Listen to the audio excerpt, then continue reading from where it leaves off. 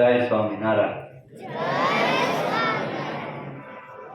આમ તો બધા સાધુએ ઘણું બધું કહી દીધું છે અને બધા વિદ્યાર્થી ભાઈઓ જે આવ્યા હતા, બહેનો જે કાંઈ એણે પણ ઘણું બધું કહી દીધું છે, છતાંય અમુક થોડુંક છે એ હું આપણને કહેવા માંગુ છું। વિદાય તો વિદાય છે એક ખુશી અને ઉદાસી, ગમ દુઃખ બે સાથે છે। ખુશી આપણને એ વાતની છે કે આપણે આપણું જે શિક્ષણનું એક આ મહત્વનું જે સોપાન છે એ પૂરું કર્યું છે આજે, બરાબર।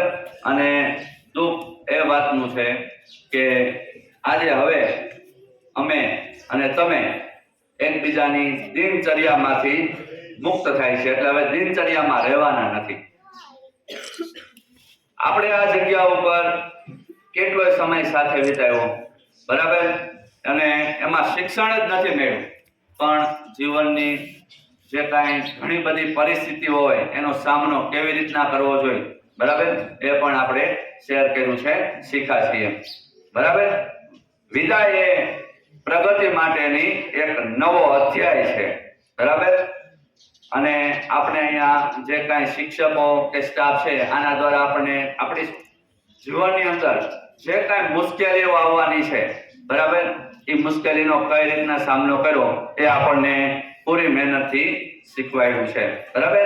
અને તમે પણ તમારી જે કાંઈ મહેનત અને લગન છે આનાથી અમારી જે માન અને પ્રતિષ્ઠા છે આમાં વધારો કર્યો છે।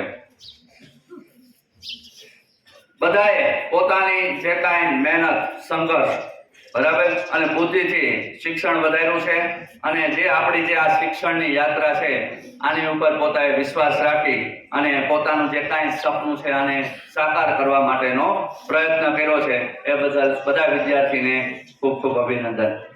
પરેશ સાહેબે કીધું એમ સમય છે એનું પરિવર્તન સતત ચાલુ હોય છે, બરાબર છે, સમય છે એનું પરિવર્તન સતત ચાલુ હોય છે।